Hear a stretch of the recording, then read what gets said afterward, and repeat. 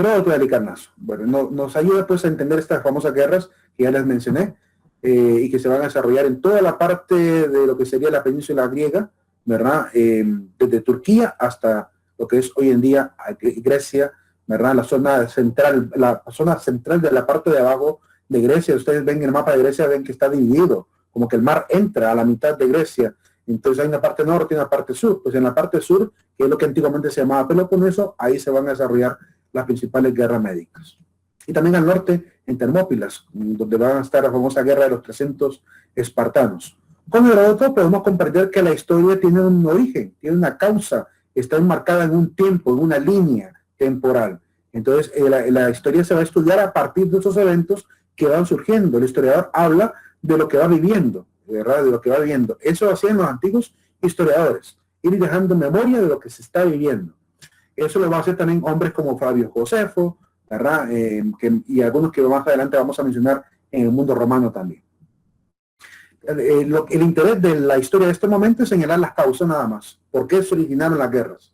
¿Por qué se originó la guerra de Troya? ¿Por qué se originó la guerra de Esparta con Atenas, que es llamada la del Peloponeso, y las diferentes guerras médicas? Aparece otro historiador también llamado Tucídides, ahí por el año 455, que es posterior obviamente a Heródoto, ¿verdad? Y se va a interesar por el tema militar y político. La historia que él escribe es en función de enaltecer un poquito la campaña de los grandes líderes. Es el autor de la historia de la guerra del Peloponeso. Y si uno lee esa historia se da cuenta que lo que hace es exaltar la persona de Pericles, el gran líder y el gran estratega. Lo retrata prácticamente como uno de los más grandes estrategas de la historia. Con Tucídides, por tanto, comprendemos que la historia juega el papel de, primero, separar el mito de la realidad. Porque la historia que nos escribe Tucídides es muy diferente a la historia que nos escribe, por ejemplo, hombres como Homero.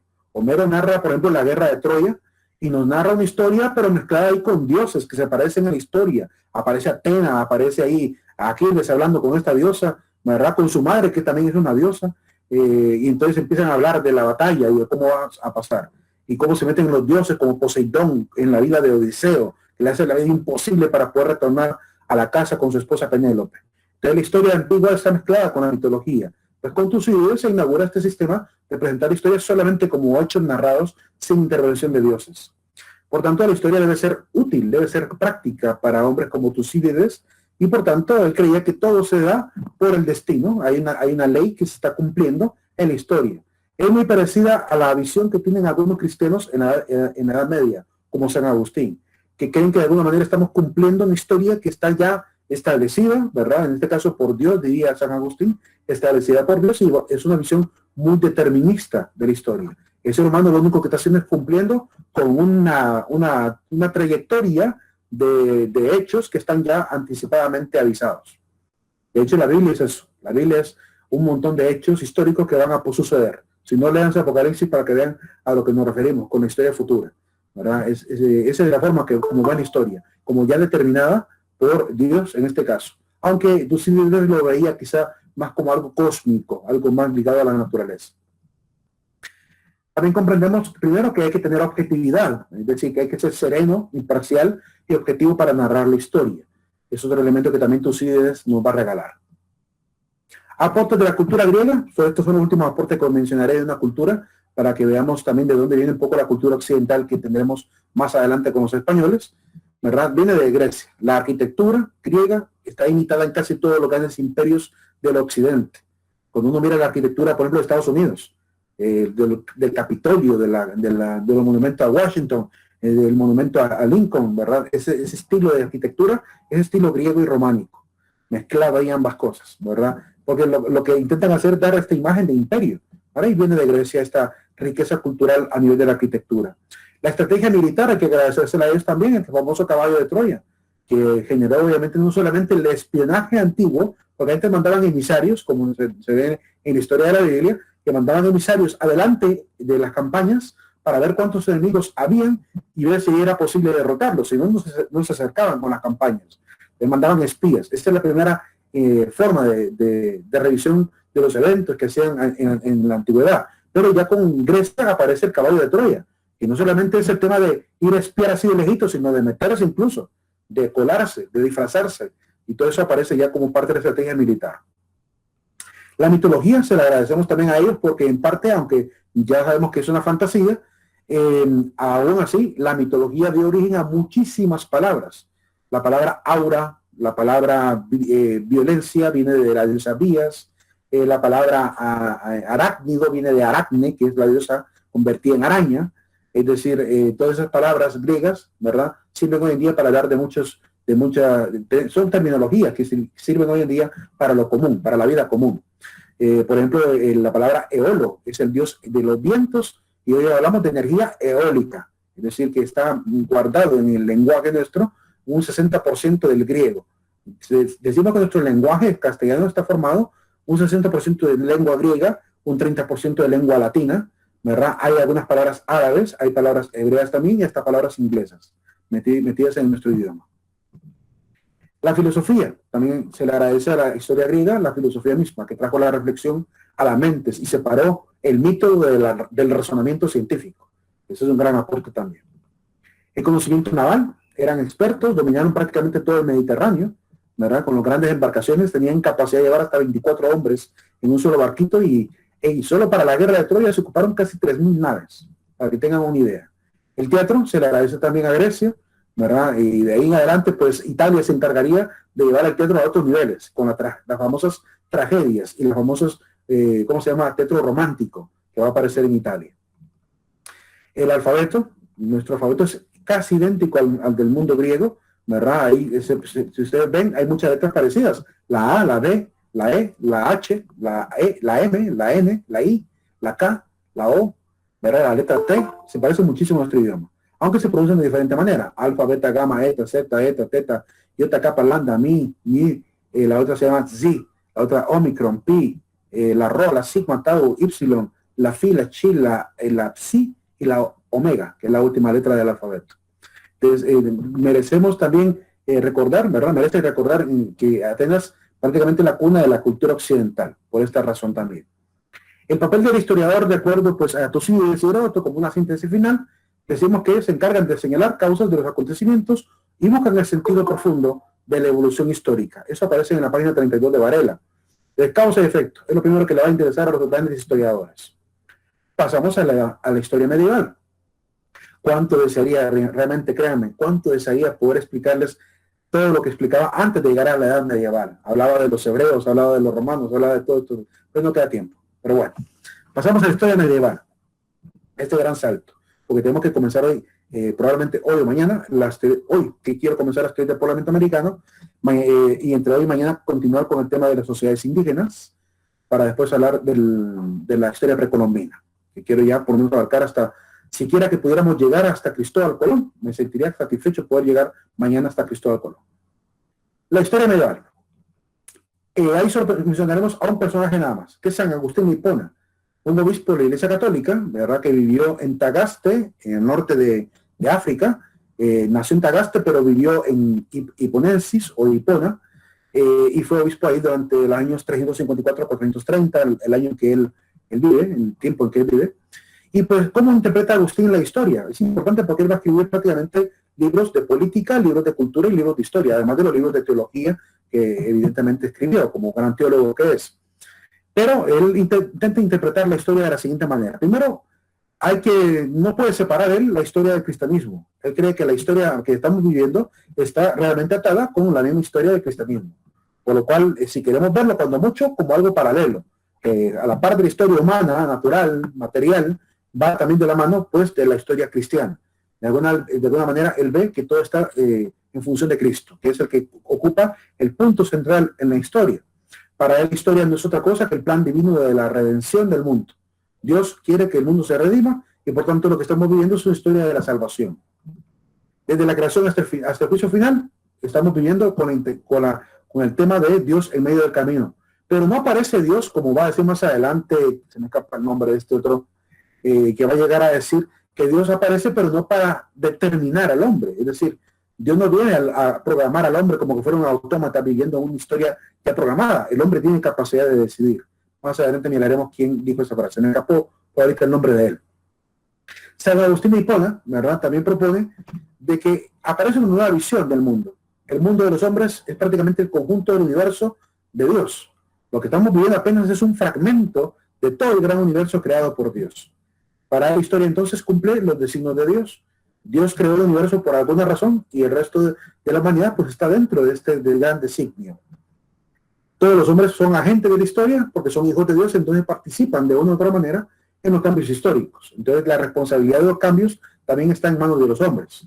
Como más o menos dirá la Biblia, el hombre tiene ante él fuego y agua, donde él quiere mete la mano, y así también puede transformar la historia. Si él quiere transformar la historia y convertir una historia así tan agradable como el agua, o puede convertir la historia en algo tan desagradable como quemarse con el fuego. Por tanto, es la decisión humana la que va a determinar también el curso de la historia. Cristo es la figura importante y centro de la historia, y así lo ha planteado siempre la Iglesia. Por eso tenemos un antes y un después de Cristo, ¿verdad? Un antes de Cristo se cuentan los años a la inversa, desde lo que se conoce de Cristo en atrás, hacia atrás, y después de Cristo pues vamos sumando los años. La historia se interpreta, por tanto, a la luz de la historia de la salvación. Ese es el aporte de San Agustín a la historia. Pasamos a la siguiente etapa. ¿Alguna pregunta hasta ahora? Al respecto de lo que he mencionado. Solo estamos viendo los que han hecho aportes a la interpretación de la historia. Eso es lo único que vamos a ver ahorita. Después pasamos a la parte de teoría del despoblamiento. En la era cristiana. ¿Sí? ¿Alguien iba a decir algo? No, ok. No, todo bien. Ok, perfecto. En la era cristiana, Cristo, por tanto, pone el antes y el después. Seguimos hablando del después de Cristo, antes de Cristo. Aquí sí solamente quiero hacer una breve introducción a cómo es que el cristianismo llegó a ser una de las religiones más importantes del occidente, porque hay que mencionarla necesariamente ligada a la historia hondureña, ya que la iglesia ha jugado un papel determinante en los eventos históricos de Honduras. Y les voy a plantear un solo ejemplo de donde la iglesia mete las manos y terminó hasta en una tragedia, que es el famoso magnicidio de José Santos Guardiola. El presidente de Honduras, José Santos Guardiola, fue asesinado porque hubo una predicación de parte de algunos sacerdotes de la época que llevaron al enojo de las masas contra el gobierno de Guardiola. Y al final eso termina en un magnicidio, terminan asesinando al presidente. Así de mal pudo haber impactado la historia de la iglesia, en la historia del mundo, de nuestra historia hondureña, pero también tiene un lado positivo. Es decir, durante la época de la iglesia se fundó las primeras universidades de Honduras. Está bajo la tutela del padre Reyes. Y no podemos negar también esta academia que él funda con sus amigos, la Academia de Ingenio Emprendedor y de Buen Gusto, se convierte obviamente en el principio de la educación hondureña. Entonces, no todo ha sido negativo, pero la iglesia ha estado metida en diferentes etapas de la historia hondureña. Entonces, tenemos que entender un poquito cómo nace y cómo se vuelve tan fuerte e importante la religión cristiana para el mundo occidental. En el año 30, pues aparece Jesús ya en la vida pública, se calcula el año 30, porque muere en el año 33. Tuvo 3 años de vida pública. Consigue a 12 apóstoles, que los convence de su evangelio, se van ellos a predicar por toda Asia Menor, comenzando por Jerusalén, Antioquía, ¿verdad? Incluso al sur, Etiopía, y después se van al norte, a la zona de Turquía, donde ya llega hombres como Pablo, expandiendo el evangelio a lugares como Panfilia, la isla de Creta, la parte sur de Libia. Se logra conquistar toda la zona de Turquía, que sería prácticamente Corinto, Éfeso, Libia, que son los lugares donde conoció a Timoteo. Después Grecia, que sería el norte, Macedonia, Tesalónica, Corinto, hasta llegar a Atenas.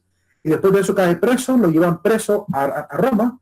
Él apela, como era ciudadano romano también, además de ser judío, había adquirido la ciudadanía romana, apela al César y lo llevan a Roma. Y aprovechando el viaje, entonces también se convierte en un principal apóstol en Roma. Como se dan cuenta los apóstoles que Pablo está en Roma, hombres como Pedro también se mueven a Roma. Y Pedro se va a vivir a Roma. Y está ahí, desde Roma, escribiéndole a las comunidades. De hecho, una pista para saber por qué Pedro está en Roma está en una de sus cartas, que él dice, les saluda los que están en la Gran Babilonia. Él está en la Gran Babilonia y le está mandando saludos de gente que está con él a otras personas. Saludos le mandan a la gente que está conmigo aquí en la Gran Babilonia. Entonces, él reconoce que está en Roma, en esta carta, pero le llama de manera metafórica Gran Babilonia, porque era la sede de la corrupción en aquel entonces. Había orgías, bacanales. Roma era prácticamente era lo que diríamos, un gobierno completamente perdido en valores, por completo, sobre todo cuando llegan hombres como Claudio, Calígula y Trajano, que eran prácticamente locos gobernando como grandes dictadores o grandes emperadores. En este ambiente, los cristianos se tienen que ocultar, porque son mal vistos por el mundo romano, ya que no participaban en las fiestas paganas. Entonces empieza una persecución contra los cristianos de verlos como enemigos, como los judíos extraños, estos extraños que no conviven con nosotros, no van a las Olimpiadas, no van al teatro, al circo de Nerón, ¿verdad? No asisten a las grandes matanzas que hacemos en los gladiadores, y entonces son gente que ni siquiera alaban a nuestros dioses, son ateos. Entonces empiezan a acusar a los cristianos de ser ateos, de ser adoradores de los burros, porque decoraban en Domingo de Ramos a los burritos, a un burrito para llevarlo por las calles, celebrando la entrada triunfal de Jesús. Entonces creían que adoraban al burro, incluso a Jesús lo van a terminar representando en una escritura, lo representan crucificado con una cabeza de burro, ¿verdad? Hay una burla que hace un romano a un cristiano y le pone el dios de Anaxámenas, creo que se llama el chico cristiano, a cual están ridiculizando y están dibujando a Jesús crucificado con una cabeza de burro, porque creían que estaba adorando realmente al burro. La gente no podía entender qué estaba pasando con el mundo cristiano. Entonces se vuelven prácticamente molestos en la comunidad de Roma y por tanto empieza la persecución. Ahí por el año 56 después de Cristo en adelante, hasta el año 313, van a perseguir a la iglesia cristiana. 300 años prácticamente de persecución romana de parte de los emperadores, motivado por la misma gente que se vuelve enemigo. Y a todo aquel que se nombrara cristiano, lo arrestaban y lo llevaban también a la matanza de los grandes circos, o que se los comieran las fieras, o los ponían a pelear sin armas contra los gladiadores, ¿verdad? Para servir prácticamente como títeres en medio del circo romano. Por no adorar tampoco al emperador, que se había proclamado prácticamente Dios, como el caso de Calígula, que se hizo proclamar a sí mismo Dios, ¿verdad? Y que exigió que la adoraran como Dios. Después de ese tiempo apareció un buen emperador, diría yo, un buen emperador, que trató de mantener la paz en el imperio, ¿verdad? Y trataba de dar libertad a los cristianos. Se da cuenta que no es necesario andarlo persiguiendo, que es injusto andarlo persiguiendo por algo que pasó hace 300 años, así que él, como emperador del Imperio Romano de Oriente, junto con el emperador romano de Occidente, que es Licinio, se reúnen en Milán y firman un edicto llamado el Edicto de Milán. Y es que Constantino había tenido una supuesta revelación en un sueño, donde se le apareció este signo, que es la letra como una letra P y una letra X, ¿verdad? Que tiene en la mano ese cetro, ¿verdad? Y una frase en griego que decía, o en latín en este caso, pero que estaba originalmente en griego, ¿verdad? En griego se leía en toitoi nika, y en latín se leería in hoc signo vinces, que significa bajo este signo vencerás. Él intentó seguramente buscar consejeros que le ayuden a entender ese sueño, como era costumbre entre los grandes emperadores y reyes, de tener consejeros que les iluminaran para los sueños, porque ellos creían que los dioses le hablaban a ellos a través de los sueños. Por esa razón busca gente que le aconseje, y quizá el consejero o los consejeros que tuvo fueron cristianos, porque le hicieron ver que esas dos letras que están entrelazadas, la X y la letra P, son las dos primeras letras de la palabra Cristo en griego, de la palabra Cristos. Entonces es la letra G y la letra Ro, una letra R, en realidad. Lo que parece P es una letra R. Entonces lo convencen a él de que en realidad Dios lo está invitando a ser cristiano. Aunque él no quiso aceptarlo de inmediato, sí siguió la orden de Dios, que le dice, bajo este signo vencerás, por lo cual él manda a poner este símbolo en monedas, en estandartes, en toda su armada, prácticamente, como un símbolo de confiando en la providencia de quien le reveló este sueño. Y gana la guerra. Cuando gana la guerra, en agradecimiento, entonces, va a empezar a provocar este afán de proteger a la iglesia y de alguna manera liberarla de esta persecución. Por tanto, firman en el año 313 un edicto de libertad religiosa, en el cual obviamente iba más enfocado a liberar a los cristianos. Después, en el 390, aparece Teodosio el Grande, otro emperador romano, que no solamente le va a seguir dando la libertad a la iglesia, sino que la va a convertir en religión oficial. Entonces, a partir de 380-390 aproximadamente, se le nombra a la Iglesia Católica como iglesia oficial, ¿verdad? Iglesia Cristiana Católica Universal. Bueno, de hecho la palabra católica es redundante. Si yo digo Iglesia Católica Universal, estoy redundando en términos, porque católica significa universal en griego. Entonces sería la Iglesia Universal en todo caso. Entonces se convierte en Iglesia Universal, el mundo cristiano deja de ser perseguido, ya los cristianos están en libertad total, y desde ahí entonces empieza esta relación de iglesia-estado. Iglesia con los grandes emperadores. De ahí en adelante comienza la Edad Media, a partir del año 476, que se da la caída del Imperio Romano en Occidente. Entonces comienza obviamente el Papa a tener la tutela prácticamente de manejar en gran medida la política del Occidente, sobre todo en la zona de Italia. Es el que va a tener prácticamente el poder. Van a seguir apareciendo más emperadores, pero estos emperadores van a estar más apegados a la iglesia. ¿verdad? Como el famoso emperador Carlomagno, ¿verdad? Que va a convertir lo que antes era el Imperio Romano en el Sacro Imperio Romano, germánico. Por lo cual, a partir de ahí, comienza pues esta relación más amable entre el Papa y el emperador de turno. Algunos libros recomendados para entender la Edad Media. No pude seguir hablando de los eventos de la Edad Media porque quiero pasar a la Edad Moderna, pero sí quiero recomendarles algunos libros de historia para que logren comprender por qué a veces se acusa a la Iglesia Católica de cosas que quizás son exageradas y otras cosas que sí son ciertas. Pero para aprender a depurar también lo que se dice de España, porque en España también se va a generar por el tema de la Iglesia metida en España muchas leyendas. Entonces quiero recomendar algunos libros de historia al respecto. Primero, el libro de Jesús Villanueva, que se llama La Leyenda Negra, una polémica nacionalista en España en el siglo XX. Es decir, que a partir del siglo XX en adelante comienza nuevamente a renacer aquella famosa leyenda negra que los ingleses hicieron contra los españoles. Y todo también por el papel que jugaba la iglesia ahí. Si se fijan, a la par de este líder, del rey, que está representado ahí, a la par aparecen algunas cabezas como que fueran culebras.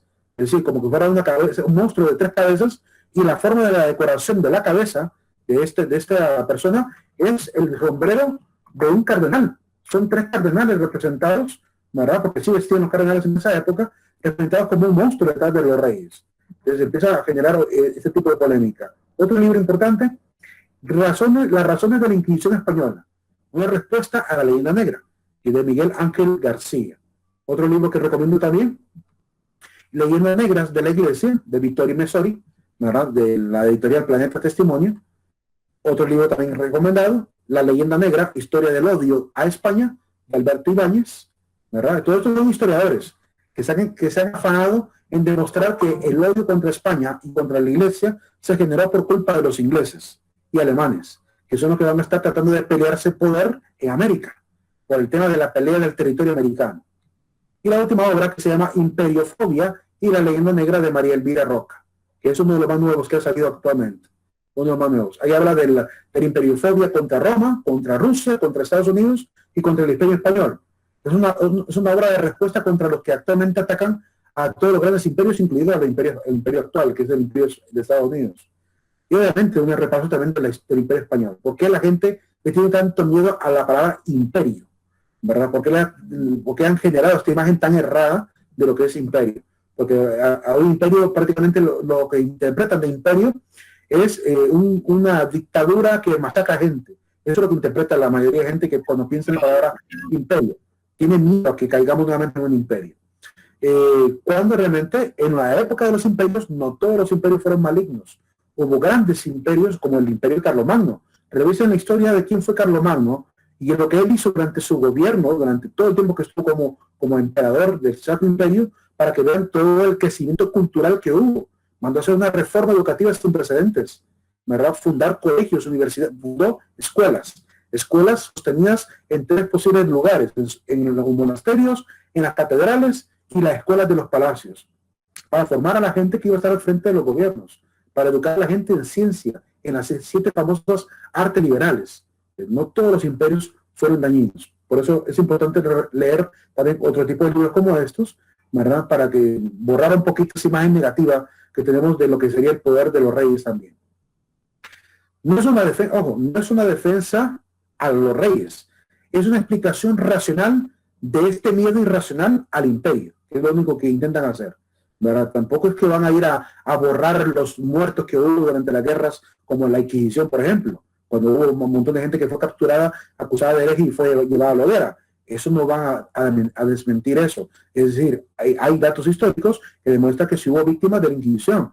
Y cualquier católico con más de 3 dedos de frente es capaz de aceptar esto, ¿verdad? De aceptar que sí ocurrió, pero también se está exagerando muchísimo, más allá de lo que realmente ocurrió. Por eso he recomendado ese tipo de libros. Pasemos a la historia del siglo XI. Estamos en plena Edad Media. En este momento la historia se vuelve más una crónica de los reyes, de lo que está pasando a nivel de las grandes regiones, de los pequeños reinos. El siglo XI hasta el siglo XIII es la época del feudalismo, de la época de oro, donde los grandes señores se van a terminar convirtiendo en reyes prácticamente.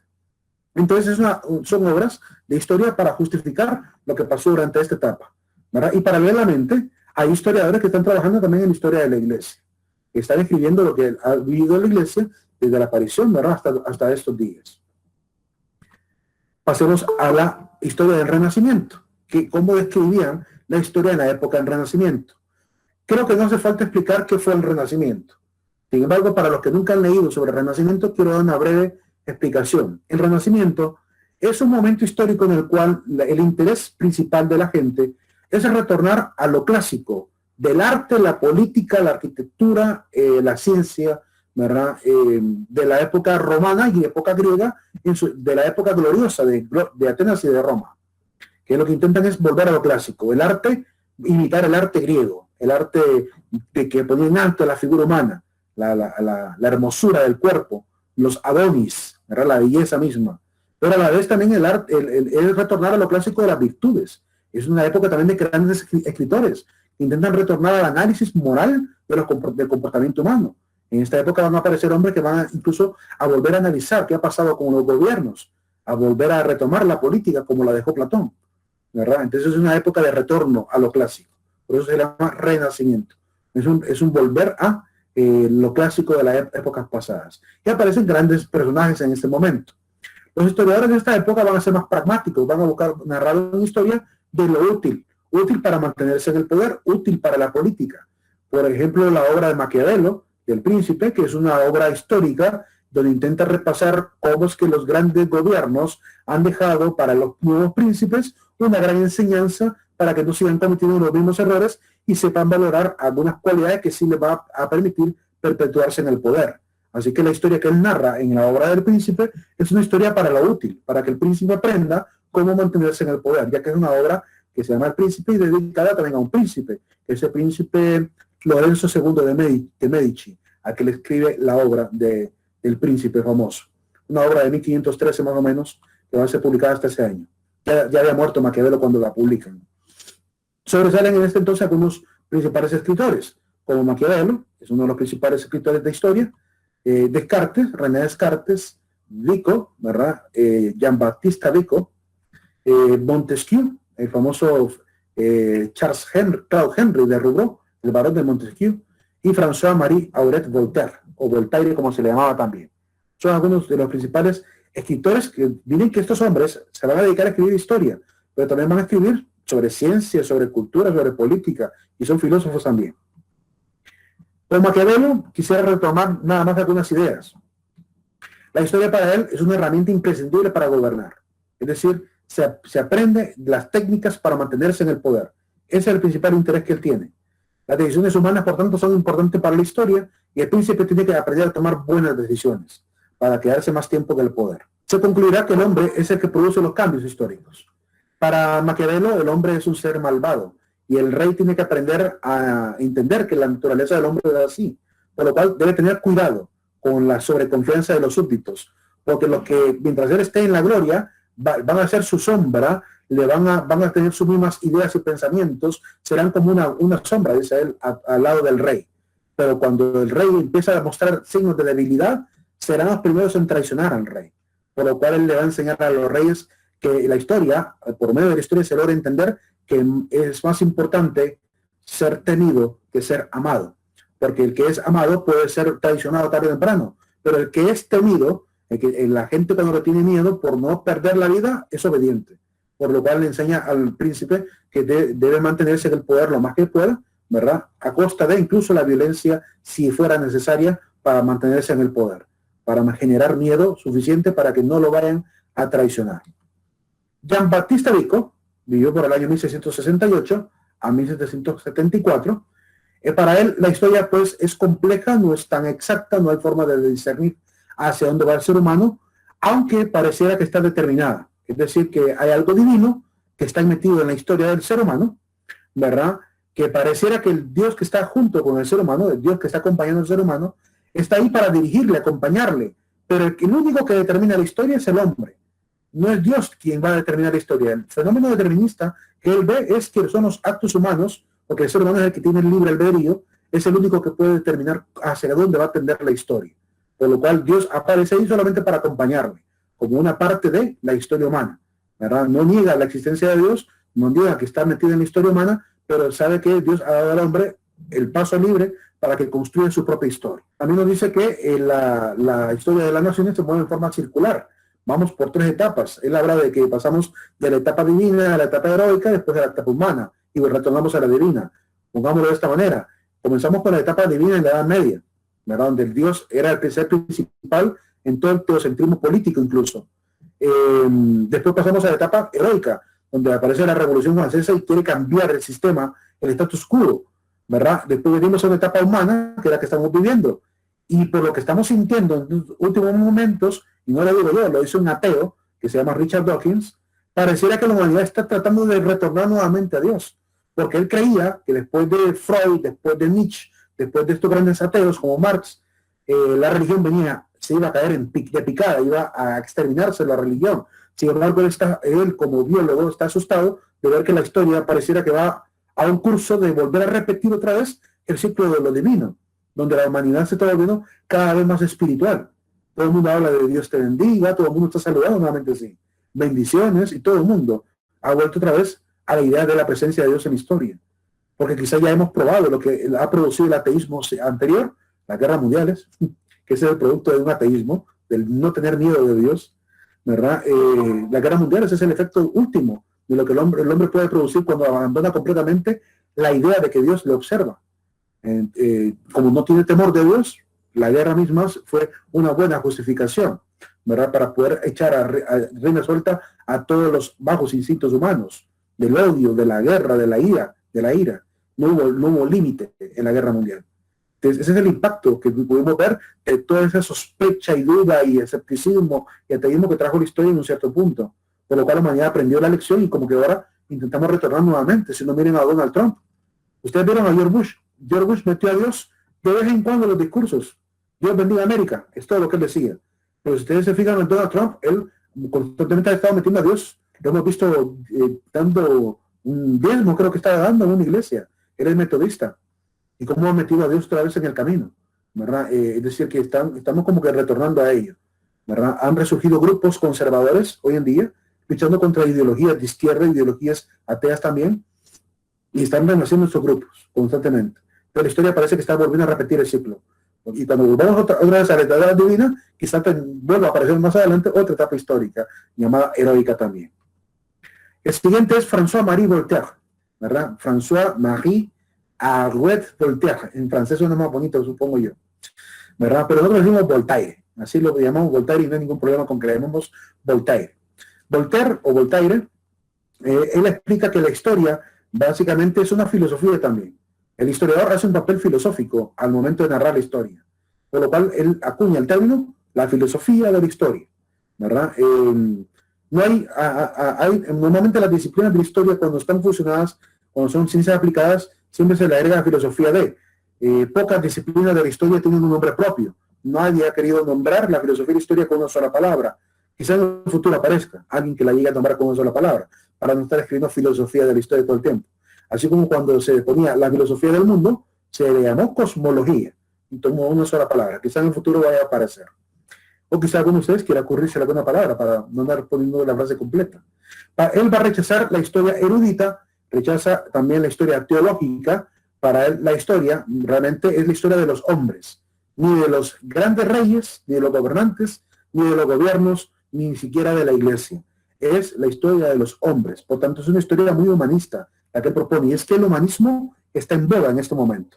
La historia es prácticamente una historia ligada, ¿verdad?, a la historia de los seres humanos, en vez de estar reconociendo la historia como antiguamente se hacía, solo alrededor de las cortes y los reyes. ¿Verdad? No son los reyes los que determinan la historia, no son los que están al frente del gobierno los que determinan la historia, sino todos los seres humanos son partícipes y protagonistas. Pero en él hay 4 tipos de historia. Hay una historia dedicada a la historia de las opiniones, que es la que normalmente estudia la filosofía, la historia de las artes, que es la que se dedican obviamente en las grandes escuelas de las bellas artes, la historia natural, que es la que estudian los científicos, como los químicos, los biólogos, los zoólogos, los botánicos, y la historia de los acontecimientos, que es la historia que encontramos en las universidades metida en libros, que es la historia de los acontecimientos humanos. 4 tipos de historia valiosos que también podemos explorar. Por cierto, en la historia de acontecimientos se divide en 2, la historia profana y la historia sagrada. Él no niega que hay una historia dedicada solamente al mundo de las religiones. De hecho, nosotros a esa historia siempre le hemos llamado historia de la salvación. Hasta el día de hoy se le sigue llamando así. No ha cambiado. Lo que dijo San Agustín sigue siendo igual al día de hoy. Seguimos interpretando la historia a la luz de Dios en la historia. Y la historia profana, que es la que normalmente hacemos también en la historia de las academias, de las universidades. Bien, el Renacimiento, algunas características nada más para cerrar el tema del Renacimiento, para que quede muy claro qué fue este evento, ¿verdad? El laicismo, durante la época del Renacimiento hay una separación. Me gusta esta imagen y ya les explico por qué. Les voy a ampliar un poquito la imagen, tal vez lo logro mostrar mejor. Bueno, no se logra ver tan bien. Esta imagen donde presenta a Dios con el hombre, y se fijan Dios en qué actitud está. Miguel Ángel intentó pintar en esa pintura no la cercanía de Dios con el hombre, sino que la pintura lo que refleja es la lejanía del hombre para con Dios.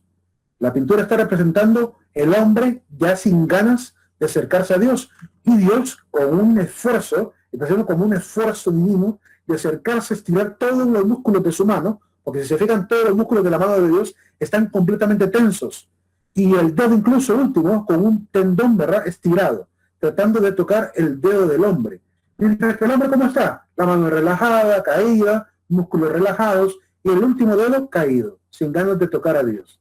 Lo que intenta representar en esta pintura Miguel Ángel es que en el Renacimiento aparece esta actitud que hoy llamamos el laicismo, que es el divorcio del sistema educativo, del sistema, ¿cómo se llama?, de formación de la religión. Es decir, que la Iglesia y el Estado se separan, y por tanto la educación que antes tenía la Iglesia en sus manos, por orden también de los estados, en Honduras, por ejemplo, hubo momentos en los cuales el Estado mismo puso en manos de la Iglesia la educación.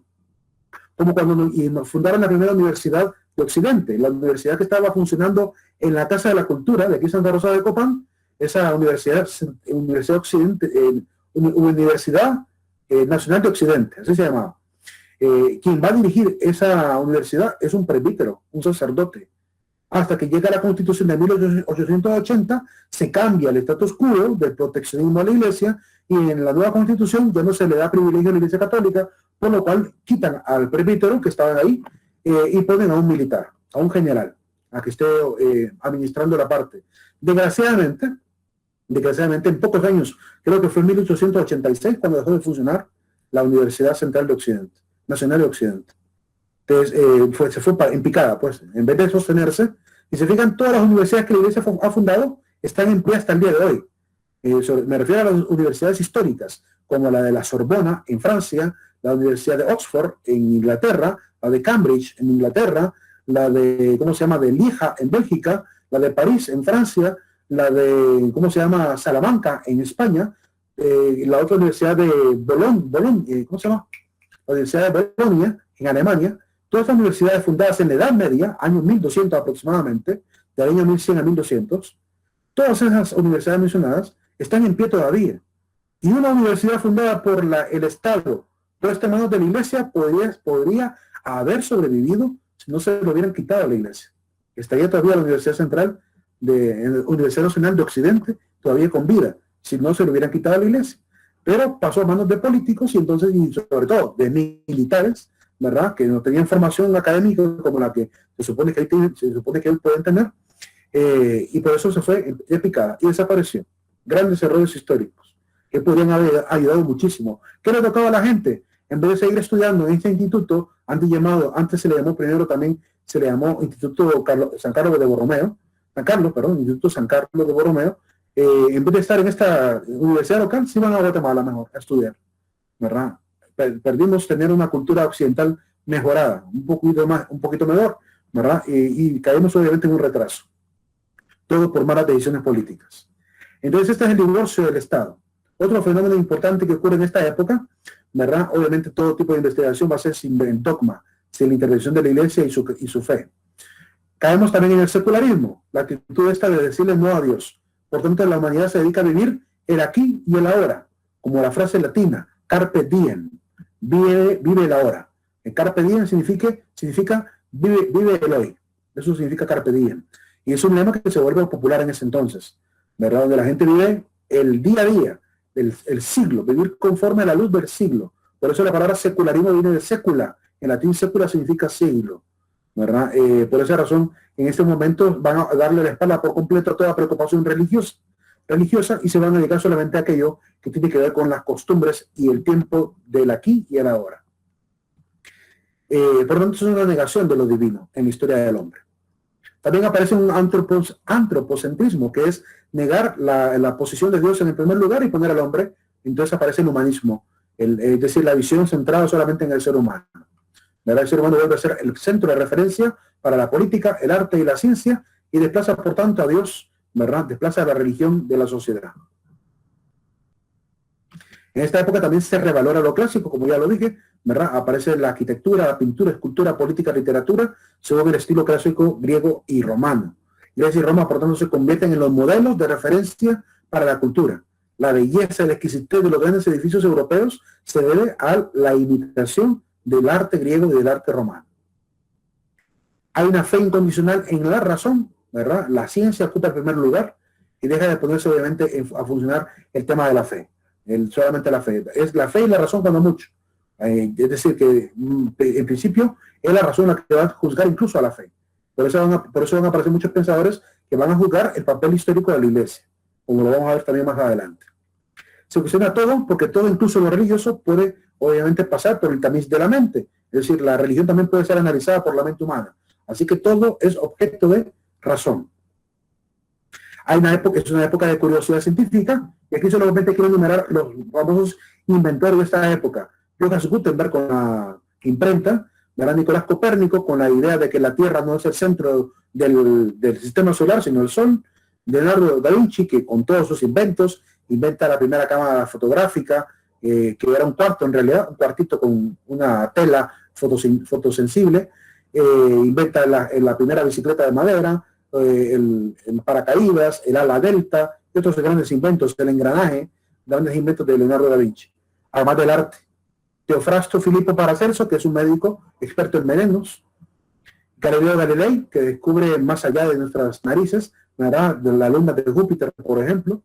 Johannes Kepler, otro gran científico también de astronomía. Francis Bacon, también, que va a proponer renunciar a 4 grandes ídolos del pensamiento humano porque ralentizan el acceso a la ciencia. El Tycho Brahe, ¿verdad? Que es un científico astrónomo, incluso va a ser perseguido por la Iglesia en una gran medida. Isaac Newton, también que hay que mencionarlo, ¿verdad? Un gran científico, padre del cálculo y de la astronomía moderna. Y Miguel Ángel Buonarroti, pintor y escultor que, como vemos, tiene mucho más que lo aparente en sus pinturas. Bien, pasamos a la historia del siglo XIX y estamos cerca de terminar esta parte introductoria de lo que sería la historiografía, ¿verdad? ¿Qué ocurre en esta época? El liberalismo. Aparece la Revolución Francesa y junto con la Revolución Francesa los ideales de libertad de los pueblos. Francia aprenderá la independencia a partir de la experiencia de Estados Unidos. Hay que recordar que Estados Unidos más o menos por año 1776 logra tener más o menos la firma del Acta de Independencia, que es el 4 de julio, pero casi 13 años después aparece Francia en 1789, ¿verdad? Firmando obviamente una nueva asamblea, votando del poder a Luis XVI e instaurando prácticamente una asamblea con miradas a establecer una república, quitar la monarquía y establecer una república dirigida por la aristocracia, no por el pueblo, sino por la aristocracia. Los primeros grandes eventos, por tanto, de la Revolución Francesa, ¿verdad? Me trae muy buenos recuerdos esa imagen porque después de que se quemó la iglesia de Notre Dame, porque frente a la Basílica de Notre Dame es donde van a estar los principales oradores y publicistas con pancartas, afiches por todos lados y las banderas de la revolución, ¿verdad? Llamando obviamente a la revuelta, que después de ahí, cerquita de ahí, con unas cuantas cuadras, estaba la famosa Bastilla, ¿verdad? Entonces de ahí se van a dirigir en masa a hacer caer la Bastilla y a hacerse el poder también del armamento que estaba en la Bastilla, porque era un fuerte militar, con armamento seguramente, con presos políticos. Van a ir a liberar a los presos políticos, se hacen de las armas, ¿verdad? Y después de eso ya no se pudo evitar el levantamiento armado del pueblo. Hay muchos historiadores durante esta época. En este caso se enumera a franceses, 3 franceses y algunos ingleses, como François Guizot, ¿verdad? Siendo el principal exponente de este liberalismo histórico. La historia, por tanto, va a ir narrando el afán de libertad de los pueblos. En ese sentido va a dirigirse la mirada de la historia. También aparece otro liberal, que es Augustin Thierry. Aparece también Alexis de Tocqueville y algunos ingleses como Adam Smith, famoso economista, David Ricardo y Thomas Malthus, que son algunos personajes que aparecen también como principales historiadores de referencia para entender esta época. Como decíamos al inicio, el historiador escribe lo que ha visto, por lo cual ellos son los principales, se puede decir, testigos, a veces oculares, a veces por testimonio, recopiladores de la información de la historia de esta época. Así que si algún día quieren saber de esta época, hay que buscar a estos hombres para poder realmente informarse sobre sus libros y cómo narraron ellos los eventos. También aparece otro movimiento, además de la ilustración, además del Renacimiento, aparecen también los enciclopedistas. Otros hombres que desde la filosofía, desde la política, desde la cultura, van a intentar sintetizar el conocimiento de la época en tomos llamados enciclopedias, y por esa razón van a intentar poner un trampolín desde el cual todas las mentes científicas en las diferentes disciplinas puedan comenzar desde ahí a empezar a proseguir con la ciencia, con el desarrollo de la ciencia. La revolución industrial, pues lo entendemos como un fenómeno ocurrido en el siglo XVIII. En este momento, Inglaterra comienza con la gran producción de alimentos y textiles, a grandes fábricas, normalmente con mujeres, hombres y niños trabajando por igual, ¿verdad? Cada uno desarrollando diferentes actividades, a veces bien pagados, a veces mal pagados, arruinando también las relaciones familiares en gran medida, pero esta parte la tienen que analizar mucho más en sociología. Aquí lo que nos interesa es qué es la historia, cómo narra la historia en este momento. Según la historia, la revolución industrial prácticamente genera lo siguiente: propició un liberalismo económico, el afán de tener un estado capitalista liberal de mercado abierto, ¿verdad? Eso va a llevar a los grandes reinos como Inglaterra a enriquecerse grandemente. Hay que también mencionar que Inglaterra, con sus afanes de conquista, también se hizo de mucho poder económico, por tanto, de un lugar que invadió. Pero también la parte económica, eran grandes industrias, ¿verdad? El primer automóvil surge en Inglaterra, es decir, son inventos de ahí, razón por la cual implica que estaban afanados por la ciencia, ¿verdad? De ahí son grandes científicos, grandes mentes también del siglo XX y XXI. La historia, por tanto, en esta etapa va a reflejar lo siguiente. Primero, un afán muy individualista. La gente no está pensando en patria, están pensando en ganancia, está pensando en autonomía industrial. El gran burgués está preocupado no por el Estado, sino por su libertad económica, para que el Estado no sea más bien un obstáculo, por lo cual aprovechan los parlamentos para lograr tener leyes que favorezcan a esta libertad económica. Hay una confianza en la bondad natural del hombre, por lo tanto, no se pone ningún pero para contratar a la gente, cualquiera puede ser útil a la industria, todos pueden venir a trabajar, ¿verdad? El contractualismo social también se pone obviamente un poquito más de seguridad respecto a la parte laboral. La gente tiene confianza de ir a trabajar porque hay contratos laborales que les protegen de alguna manera. El racionalismo laicista, donde ya no hay interés en la parte religiosa, solamente vivir el aquí y el ahora conforme al tiempo, trabajando, dedicado al trabajo y siendo lo más honestos posibles en el trabajo mismo. Excepto los burgueses, que siempre fueron atacados como los más inmorales también, porque se quedaban con una gran cantidad de ganancia, ¿verdad? Dejando a la gente con poca ganancia repartida. Y pues es una época de democracia también, ¿verdad? Los gobiernos empiezan a organizar, empiezan a caer muchos reinos y empiezan a aparecer los parlamentos. Después de los parlamentos aparecen las repúblicas. Y algunos gobiernos han quedado en estos tres sistemas. Algunos hay reinos todavía, otros son reinos parlamentarios, otros solo son parlamentos con primeros ministros, y algunos se han convertido pues en repúblicas con presidentes como la nuestra. El romanticismo histórico. Esta es la etapa que a mí particularmente, es el tipo de narración histórica que más me gusta. Si he amado escritos históricos de alguna época, son los de esta etapa. Porque la historia se narra con un afán de ideales, de utopías, de pensamientos que llevan a la gran idea de la moral metida en la política, de los grandes líderes con grandes virtudes, en la época romántica, por eso se le llama así. El romanticismo francés va a llegar a la narración histórica, y en esta etapa entonces tiene ciertas cualidades muy particulares que quiero tratar de sintetizar.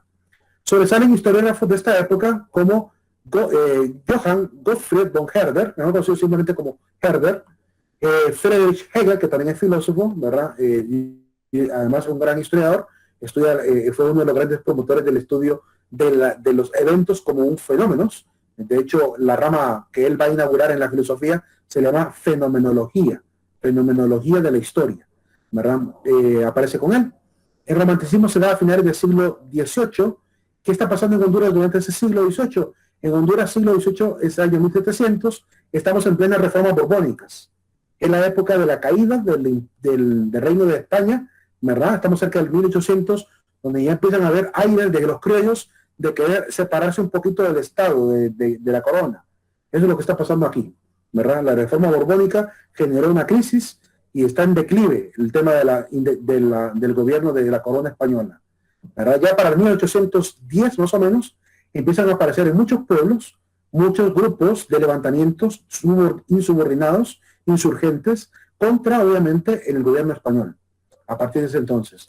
Así que estamos entrando ya a la época de los grandes líderes como un, ¿cómo se llama? Un Dionisio de Herrera, ¿verdad? Un Francisco Morazán, un José de Silo del Valle, que son del siglo XVIII, del siglo XIX, del siglo siguiente.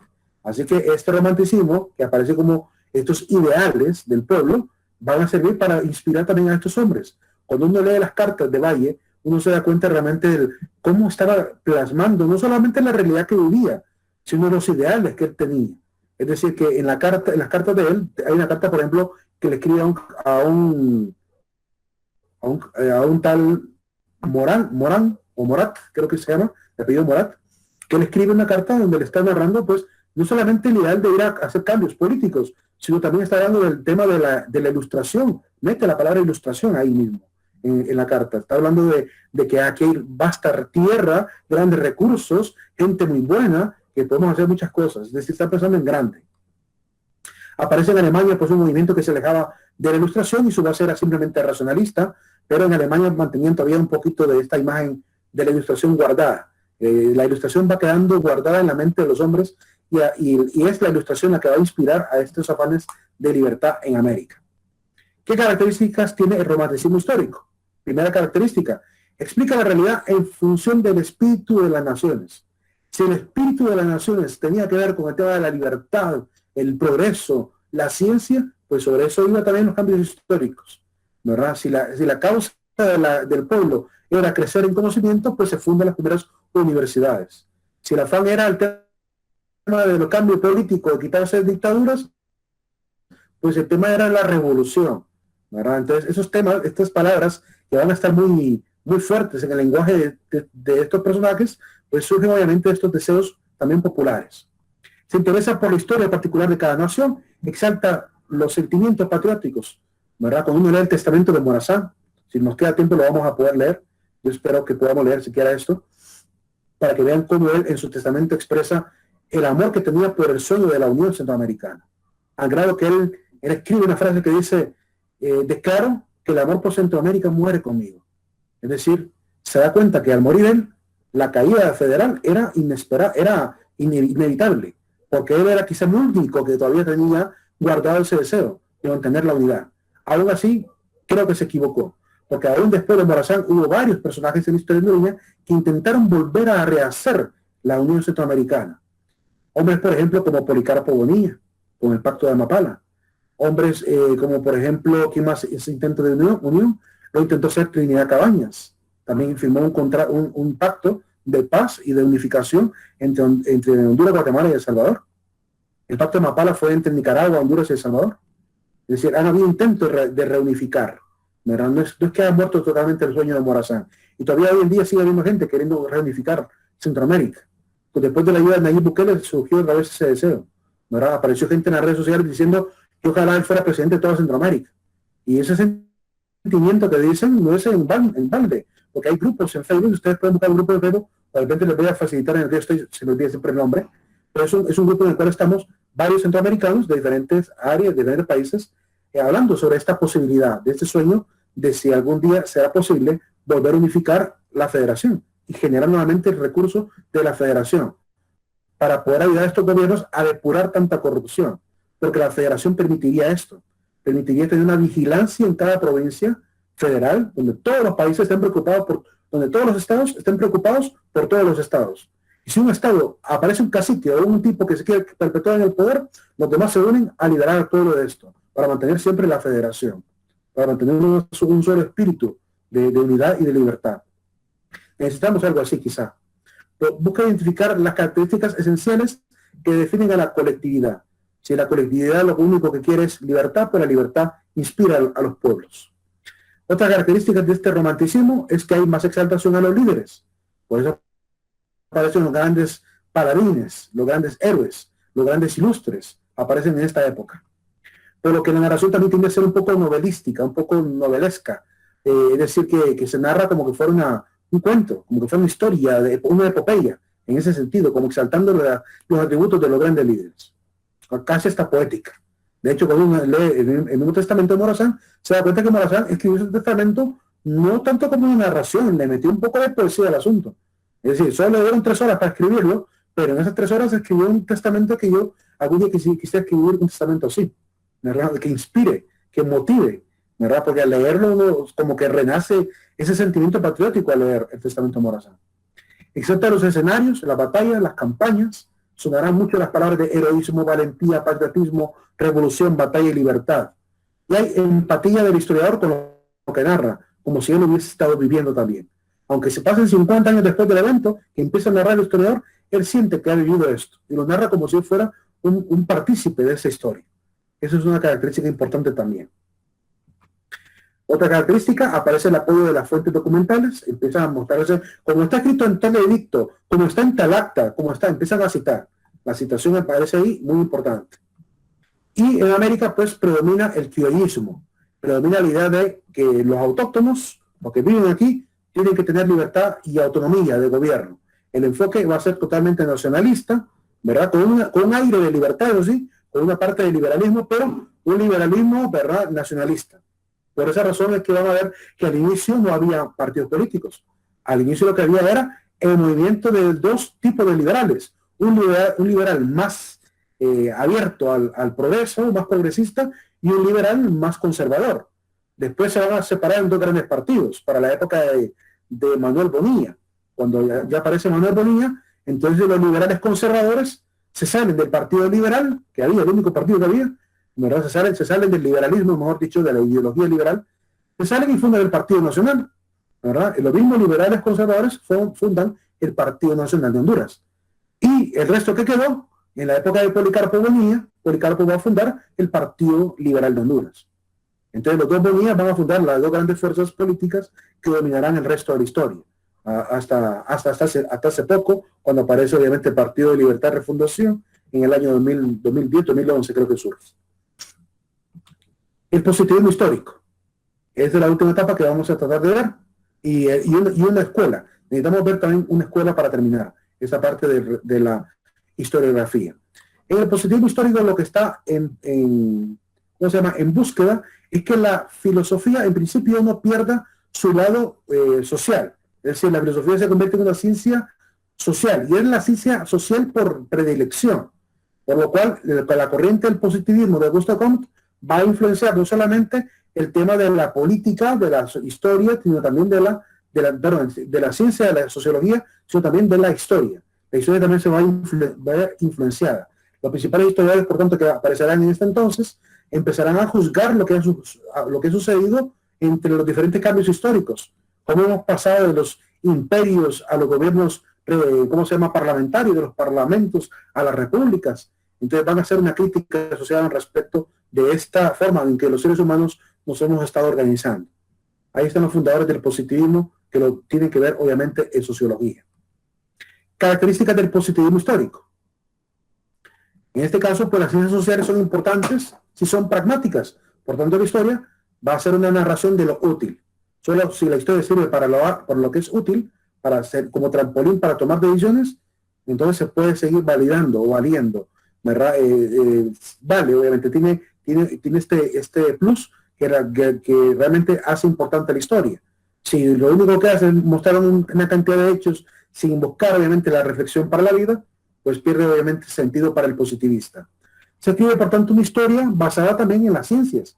Va a tener la historia que basarse en los grandes inventos, en los grandes avances científicos. Van a aparecer las grandes ciencias auxiliares de la historia que hemos visto anteriormente. En este momento empiezan a poderse funcionar, ¿verdad?, todas estas ciencias. Incluso las ciencias naturales empiezan a formar parte, porque se va a ocupar la química para poder hacer la datación del carbono 14. Se va a ocupar la mineralogía para estudiar de repente algún monolito, alguna estructura en piedra. Es decir, va a haber necesidad de meterle las ciencias y cosas naturales a la historia para sostenerla con mayor fuerza. Se exalta, por tanto, esta forma de conocimiento, la descripción de los fenómenos, pero como simples fenómenos narrados y explicados y fundamentados en las ciencias. Esta es la manera, es la historia que yo, sinceramente, yo veo esa historia como más exacta, pero también un poquito más tediosa, más aburrida, ¿verdad? Me gusta, como digo, la anterior, la del heroísmo, esa parte que inspira. De la filosofía a la sociología y de la sociología a la historia, la sociología convierte, pues, muchas disciplinas en ciencias sociales y la historia pasará a ser una herramienta prácticamente de la misma sociología. Hay una total desconfianza en la creencia casi ciega, ¿verdad?, de la ciencia de aquel entonces, por lo cual se cae en un dogmatismo científico. No se puede validar nada si no pasa por la ciencia, es lo que se va a terminar diciendo en este entonces. Por lo cual la parte subjetiva queda obviamente rezagada y se le va a dar importancia solamente a la objetividad, que en parte no está tan mal, no está tan mal que seamos objetivos, pero también se pierde un poquito la esencia de la riqueza de la intuición, la riqueza de la imaginación, que es necesaria también para poder narrar con mayor, para inspirar obviamente los eventos históricos, y que ayuden a inspirar también. La idea de progreso, desarrollo son primordiales para la narración histórica, por lo cual se enfocan en ello, ¿verdad? Cómo los gobiernos van a ir progresando. Por ejemplo, vamos a ver para cuando toquemos la época de esta historia hondureña, desde el año 1939 en adelante, vemos que es una historia que está en este siglo del positivismo posterior, ¿verdad? Es decir, de la época post-positivismo, y ya la narración va a ser prácticamente en función de la parte casi económica, ¿verdad? Va a atacar el tema de si hubo industria, si no hubo industria, si hubo concesiones mineras o no. Todos esos detalles históricos son los que van a importar. De hecho, lo que se resalta durante la época después de Manuel Bonilla en adelante va a ser el tema del avance de la industria en Honduras. Eso es lo que va a narrar la historia. Ya no va a ser la parte que vimos anteriormente con Valle, que habíamos visto, con Valle o con Cabañas, que no será esa forma histórica, sino que será más ligada a la parte del desarrollo de los pueblos. Pasamos a otras dos escuelas, ¿verdad? La escuela materialista y la escuela de la criometría.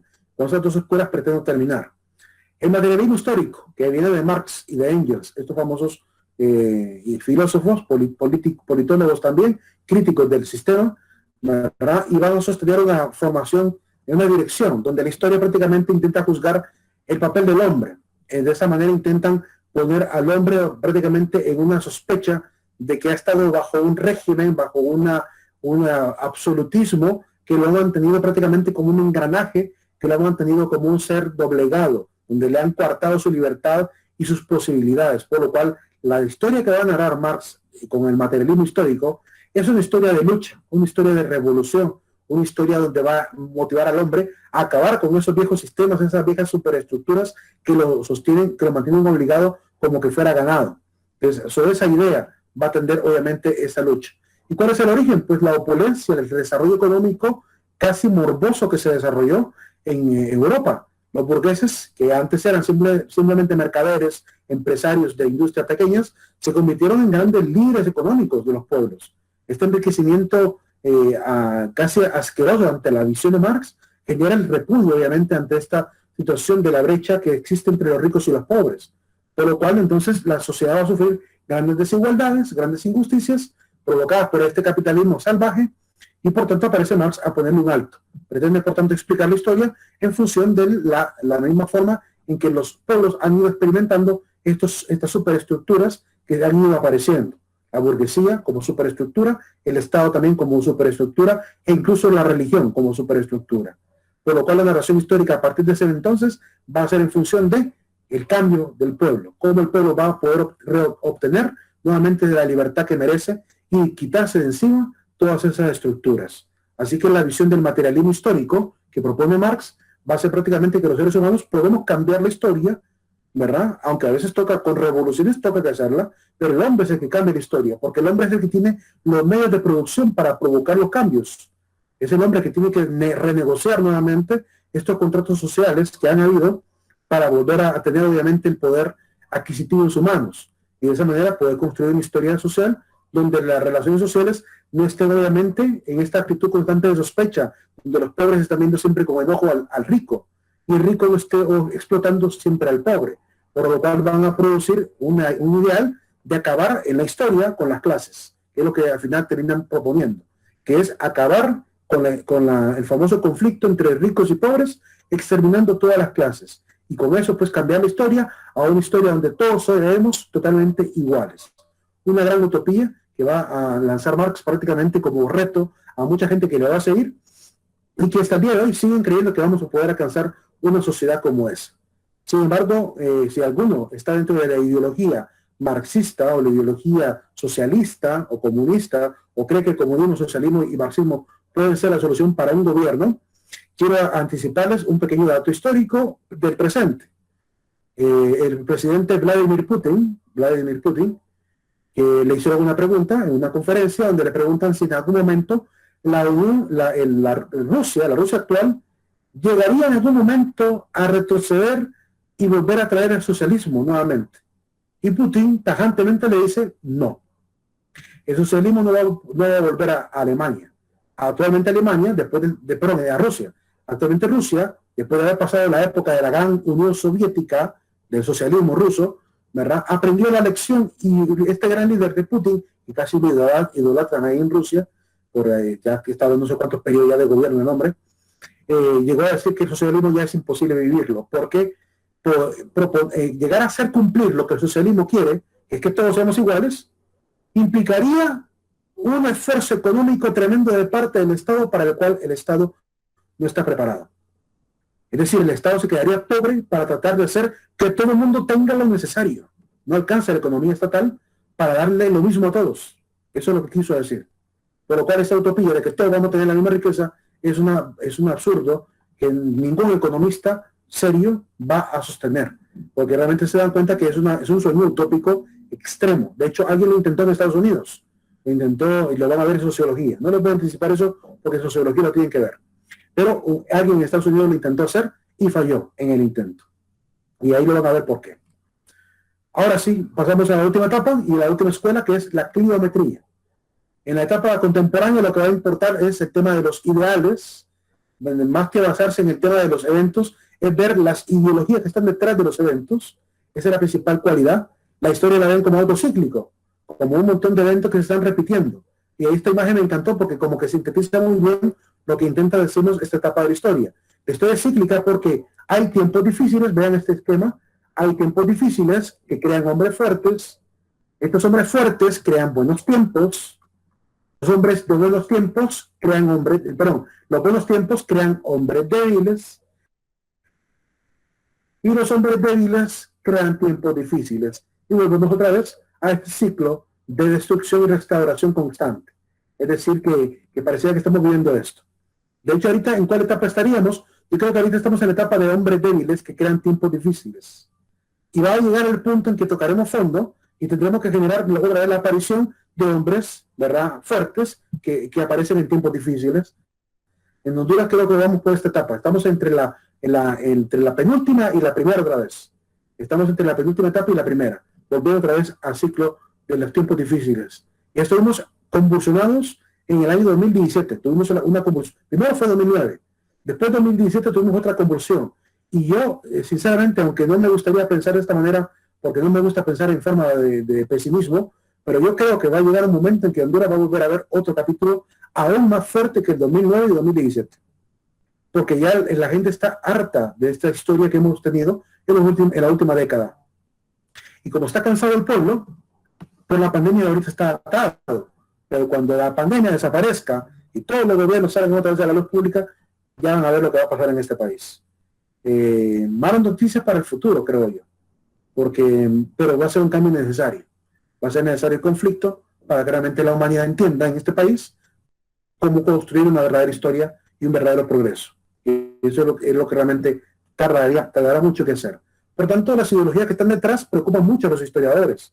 El comunismo, el capitalismo, el socialismo, los neomarxistas, estas influencias de las escuelas del marxismo cultural, todos estos detalles van cambiando la historia tan drásticamente, ¿verdad? Anteriormente era impensable que un hombre anduviera con falda, a no ser que fuera escocés, que por épocas han vestido con falda. Y hoy proponen la falda no por una cuestión cultural, sino por una cuestión nada más de moda. Entonces está cambiando la historia, drásticamente. Probablemente en algún momento la falda se vuelva tan normal de verlo, que ya incluso los que somos hombres que nos consideramos muy heterosexuales y respetuosos de la imagen de un hombre heterosexual, vamos a terminar usándola. Porque hubo una época en la cual los hombres utilizaban tacones. Y dejamos de utilizar tacones. Y los tacones los usaron las mujeres. Y hoy en día volver a ver a un hombre en tacones es chocante. Y hay hombres que están vistiendo con tacones. Y hay muchos hombres que lo están volviendo a hacer. Estamos volviendo a ver otra etapa. Pero ahora lo hacen no por una situación de moda simplemente, sino porque hay detrás de esto una ideología, ¿verdad? De una vida sexual diferente, ¿verdad? Que es el tema del homosexualismo. Entonces, los cambios históricos son bien vertiginosos últimamente. Y pareciera que estamos cambiando. Además que la ciencia también está pegando unos movimientos tremendos, ¿verdad? En menos de 20 años hemos visto del Atari a la consola PS5. Estos avances tecnológicos están adormeciendo y están alineando a la gente y están generando un ambiente también donde la gente está más preocupada por tener este tipo de aparatos que por el acontecer político. Entonces, a los grandes gobiernos y a las grandes industrias les conviene tener a los pueblos, pues así, de alienados, ¿verdad? Luchando por el mejor celular, luchando por la mejor consola, luchando por los mejores programas de televisión en Netflix. Adormecidos y ajenos a la responsabilidad histórica que tenemos de construir la historia de nosotros mismos, que eso es lo que realmente está pasando. ¿Por qué no funcionó el intento de restaurar el orden constitucional del 2017? Porque fuimos débiles. Unos pocos salieron a las calles y el resto nos quedamos cómodos en la casa. Se perdió el patriotismo. Nadie quería defender la Constitución. Si lo hubiéramos querido defender, al día de hoy no estaría Juan Orlando en el poder. No habríamos tenido todas estas situaciones que hemos tenido por el ETA, el IOTA y la pandemia. El mal uso de los recursos. Se habría acabado hace tiempo quizá. No sabemos qué habría pasado. No me gusta jugar mucho a la reflexión histórica de lo imposible, porque es una historia que es imposible saber qué hubiese pasado. Pero lo que digo es que no hubo patriotismo, no hubo defensa de la Constitución y nos quedamos relajados. Y si nos seguimos relajando más, van a seguir haciendo y deshaciendo, ¿verdad? Y usted se va a seguir quejando en redes sociales y va a seguir llorando por la factura del agua, la factura de la energía, va a seguir llorando por el sistema. Mientras no aprendamos a dejar esta alienación, volvamos a los ideales, que es necesario volver a ciertos ideales para tener la valentía de salir obviamente a luchar por lo que realmente queremos. Falta por retornar un poquito a eso. Y la cliometría, que ya he venido avisando de ella, que es este sistema donde la historia se narra solo, esta cliometría, bueno, el nombre viene de una musa, una de las tantas hijas de Poseidón, que es la diosa de la métrica, ¿verdad? Así que Jonathan Hughes utiliza la palabra Clio, que es el nombre de la musa, y le agrega metro, ¿verdad? O metría, que es medición, ya que ella es la diosa de la metría, la diosa de la medición, le llamó cliometría a este movimiento de la historia, donde a la historia se le va a tratar de explicar los hechos solo en función de las técnicas estadísticas y la econometría. Es decir, son economistas como el famoso Conrad, que son los que van a entrar, obviamente, a narrar la historia, pero utilizando datos estadísticos y datos económicos. Por ejemplo, apareció un libro, de aquí están los dos grandes exponentes de la cliometría, que es Alfred Conrad y John Mayer, ¿verdad? Ambos economistas, doctores y profesores de Harvard, para que tengan idea del nivel que tienen, y ambos escribieron un artículo, ellos dos juntos escribieron un artículo para el periódico que se llama El Periódico de la Economía Política de Harvard, es un artículo de la Universidad de Harvard, del año 1958, que se llamaba la economía de la esclavitud antes de la Guerra del Sur. Ese es el artículo que ellos escribieron. La economía, ¿verdad? La economía de la esclavitud antes de la Guerra del Sur. Pues narran estos eventos analizando y llegaron a la conclusión que no hubiese habido triunfo en esta guerra de una parte sobre la otra si no hubiese habido esclavitud en Estados Unidos. Habría sido imposible que los del norte le ganaran a los del sur, ¿verdad? Si no hubiese sido posible con la esclavitud. Y lo analizaron desde el punto de vista económico, lo que implicaba tener mano de obra barata, obviamente, para poder tener gente que luchara, y gente que estaba, obviamente, con el afán de libertad, porque les prometían libertad a cambio de participar en la batalla. Entonces, todos estos temas se analizan desde el punto de vista económico y ponen, obviamente, el principio de ver la historia siempre de una forma económica. Por eso, cuando vienen, por ejemplo, los últimos eventos desde el año 2000 para acá, la mayoría de eventos históricos que se han narrado, como el ataque a las Torres Gemelas, cuando ustedes ven los estudios que se hicieron sobre esta situación, se analiza el tema económico de Estados Unidos, el tema económico de Afganistán, el tema económico de lo que provocó las Torres Gemelas y la caída del World Trade Center, ¿verdad? Y minuto a minuto, estadísticamente, ¿verdad? Se lleva también con todo el tiempo de lo que pasó, desde quizás el primer aviso que recibió George Bush, del primer ataque a la torre, luego en el siguiente minuto, 15 minutos después, le vuelven a dar el aviso que atacaron el Pentágono, los otros 15 minutos después le dan el aviso que atacan la segunda torre, y cada minuto prácticamente está siendo narrado. Es decir, que hoy están llevando una métrica cada vez más exacta de la historia. Y gracias a la tecnología digital que tenemos hoy en día para guardar información, pues es mucho más fácil irla guardando hasta con video.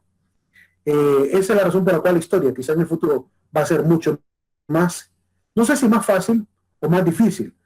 Quizás más difícil para estudiarlo si toca que hacer exámenes. Aunque yo creo que la humanidad va al futuro en función ya casi ni siquiera de hacer exámenes. Hay muchas universidades que están renunciando a hacer exámenes y ahora solo están trabajando todo en función de proyectos. Que eso debería ser lo idóneo. Que fueran proyectos donde el estudiante no tiene un examen de memoria, sino que el examen prácticamente sea presentar lo que entendió de la clase alrededor de un caso, ¿verdad? Y que pudiera expandir eso. Hacia eso vamos, y lo vamos a ver a futuro. Quizás nuestros hijos lo van a ver, ese sistema en Honduras. Aquí en Honduras todavía no va a ocurrir. Créanme que todavía estamos luchando todavía por salir de la antigua escuela para entrar al constructivismo y después ir hacia esa parte donde el joven ya no tenga que depender de la parte solamente de la memoria, sino de la capacidad de producción de ideas. Y esa es la razón por la cual primordialmente yo les pido que las frases que les he pedido que hagan sean propias, que ustedes sean los que ideen esas frases, y lo puse en el trabajo. Alguien por ahí me dijo de que no lo había dicho yo en ningún video. Lo dije el primer día de clase y está en el artículo, está como se llama, en ese documento de la evaluación. Ahí está escrito con mucha claridad. Por esta razón, porque estamos buscando que ustedes sean partícipes y protagonistas. Por eso les pido el video también, para que usted dé también una opinión. Bueno, en el caso de sociología, tienen que hacer un video donde ellos tengan que explicar a partir de su propia experiencia un fenómeno social. Para que ellos sean obviamente los que, si no saben del fenómeno, se vayan a investigar, se formen en el fenómeno y pueden dar una opinión después. Ese es el objetivo de la dinámica. Porque algunos quizás van a hablar de bullying y nunca han leído ningún artículo de bullying. Le va a tocar investigar para hablar de bullying. Esa es la idea. Entonces se acerca más a esta historia, ¿verdad? Pero con datos cada vez más claros. Entonces, los exámenes van a ser que sean más fáciles. Pero quizás lo más fácil de la historia en este siglo va a ser el tema del respaldo. Y tendremos muy buen respaldo histórico para seguir hablando y debatiendo y conversando sobre lo que ha ocurrido en la historia. Como lo hemos hecho, por ejemplo, con el tema de Torres Gemelas. Internet está plagado de videos donde han hecho análisis y reanálisis de lo que ocurrió en ese ataque, para que vean cómo se ha convertido la historia prácticamente en un hobby agradable, porque produce buenos debates, buenos hallazgos y varias gente que se va esmerando en aprender un poco más. Estos son los libros de econometría. En Honduras, ¿qué pasa en el siglo XX? Voy a leer un pequeño fragmento del libro de Ángela Zúñiga, que se llama Antología de Honduras, donde ella hace una denuncia sobre lo que sucede aquí en Honduras. En Honduras no hemos tenido muy buen avance en el conocimiento histórico por una sencilla razón, y lo expone ella en esta página. En Honduras la historia siempre se ha contado de forma eurocentrista, basándose en la historia europea, ¿verdad? Teniendo esta influencia positivista y también marxista, porque si se fijan en la Universidad Autónoma, la influencia del marxismo está muy vivo, ¿verdad? Entonces es ese tipo de educación que se ha ido dando. Aparecen los primeros profesionales de forma autodidacta. Los grandes historiadores de Honduras que tenemos, todos han sido de manera autodidacta la mayoría de ellos. Es decir, que no han tenido apoyo de parte del gobierno, no han sido motivados por el gobierno y a veces logran conseguir el respaldo de sus universidades, pero cuesta conseguir ese tipo de respaldo, como para sacar un libro, ¿verdad? Que lleve ahí el nombre, universidad tal. Cuesta conseguir ese respaldo, por lo cual la mayoría de manera independiente, con librerías independientes, aceptan este tipo de obras. Qué lamentable es, y es lo que nos dice Ángela Zúñiga. Los estudios históricos han tenido una cobertura muy limitada debido al poco apoyo por parte del gobierno al no asignar un presupuesto para realizar investigaciones históricas de nuestro pasado. Esa es la razón por la cual tenemos que depender de estudios extranjeros, por ejemplo, para ver Copán. Cuando Copán aparece, los que se van a esforzar en sacar a Copán a la luz pública no van a ser nuestros historiadores, serán arqueólogos de Estados Unidos. lo que van a sacar a la luz a Copán, ¿verdad? El famoso centro de investigación que se llama, ¿cómo se llama? ¿Cómo se llama? Middle American. El Centro Middle American, que se dedica a estudiar la historia centroamericana, son los que se dedican, estadounidenses, preocupados por la historia de Honduras. Y aquí en Honduras, ¿quiénes estamos preocupados por la historia de Honduras a nivel del gobierno? ¿Han visto ustedes que realmente hay un interés de parte del gobierno por sostener? Hasta hay museos que están cerrando. Están cerrando los museos porque no los sostiene el gobierno. No les están dando el presupuesto adecuado. Ahí tienen la casa de Morazán. Yo vi la denuncia que hizo la coordinadora o jefa de ese museo morazánico, que estaba denunciando que no estaba viviendo el presupuesto para sostener y que necesitaban aumentarlo incluso para hacer alguna mejora, restauración de cosas. No hay interés histórico de parte de nuestros gobiernos. Entonces, este es el abandono que hemos tenido, por lo cual la historia ha quedado pues poco en crecimiento. Vayan ustedes a otra parte, en otra parte del mundo, a un museo de historia natural, por ejemplo, en Estados Unidos. Asombroso. Es como ir a un parque de diversiones, a ver un montón de información, hay estatuas por todos lados, animaciones, pantallas digitales, de todo. Porque hay interés de parte del gobierno, del Estado, por guardar la historia misma y de proponerla también como parte de la cultura, como parte de la identidad. Lo que dijimos al inicio, si no hay identidad, no hay progreso social, porque la gente se desentiende de Honduras. Prefiere mejor irse de Honduras que tener un interés patriótico por Honduras. Esa es la importancia que tiene la historia para este tipo de país. Diversas periodizaciones, para ya entrar de lleno a lo que sería la historia de Honduras. Quiero mostrar cómo la han dividido diferentes personajes, diferentes autores, porque depende también, como dijimos al inicio, del autor, así se distribuye la historia. Pues aquí voy a mostrar una serie, por lo menos 2 o 3 modelos distintos de distribución de la historia de Honduras. Primero la historia según el materialismo. Primero comenzamos con la comunidad primitiva, donde aparecen los primeros pueblos nómadas que llegan a América. Luego la etapa esclavista, en la época ya de los españoles. Luego la época de la comunidad feudal, que es toda la época federal, donde los burgueses prácticamente se van haciendo el poder con las grandes mineras. Y por último llegamos a la época capitalista hondureña que tenemos hoy en día, ¿verdad? Y seguramente vamos hacia una comunidad también socialista. Quizá vayamos hacia ello. Quizá, porque en lo que yo puedo oler a futuro es que si el Partido Nacional se descuida, quien va a ganar las elecciones próximamente serán los del Partido Libertad y Refundación. Y ya sabemos que ellos traen una agenda socialista, que es la que se ha implementado en muchos países centroamericanos como Venezuela, como Argentina. Aunque ellos dicen ser distintos, pero lo mismo dijo Chávez también, que ellos eran distintos, que ellos jamás se iban a reelegir. Han dicho lo mismo en todo el tiempo, siempre lo han dicho. Y han mentido, obviamente, porque Chávez, cuando iba a ser electo, dijo que no iba a dejarse reelegir, sino que el 4 años y que pase el siguiente gobierno, porque para 4 años va a ser electo y 4 años va a estar en el gobierno. Y miren con lo que ha pasado en este país como Venezuela.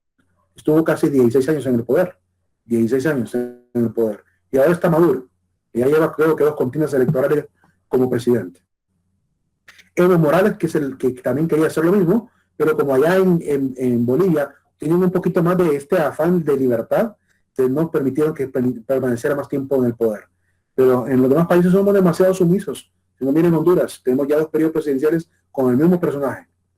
Según el licenciado Medardo Mejía, en la historia de Honduras, volumen 1, tenemos primero la etapa de Copán, luego la etapa colonial, después la etapa federal, y la última es el Estado de Honduras. 4 etapas bien sencillas de la historia hondureña. El enfoque es materialista, ¿verdad? Con elementos algunos étnicos, políticos y culturales. El enfoque que él tiene en este libro, de cómo él va narrando la historia. El licenciado Mario Argueta, en la historia de Honduras, la representa de la siguiente manera. Comienza hace miles de años, hasta el año 1492, la etapa que él llama precolombina. Luego va la etapa del descubrimiento y la conquista, de 1492 a 1525. Luego la etapa colonial, de 1525 a 1821. La etapa de independencia de España, de 1821 hasta 1823, cuando se acaba la anexión a México. Y la época federal, que va de 1823 a 1839. Y yo sinceramente le pondría un poquito menos, porque en realidad la anarquía que aparece desde 1825 en adelante va a ser determinante en Honduras. Desde 1825 hasta 1876 vino la época de anarquía. Él no considera la época de anarquía, sino que de 1839 en adelante habló de la época independiente, la vida independiente de Honduras. Sin embargo, yo soy de los que piensa que debemos que meter dentro de entre la etapa federal y la etapa independiente, meter la etapa de la anarquía, donde aparecerán varios personajes hondureños y varias compulsiones sociales también. Es considerada para muchos la historia más completa o la distribución histórica más completa que ha habido, ¿verdad? Y considera no solo el materialismo, sino también el elemento económico. Eso es un plus también importante en la obra del licenciado Mario Argueta.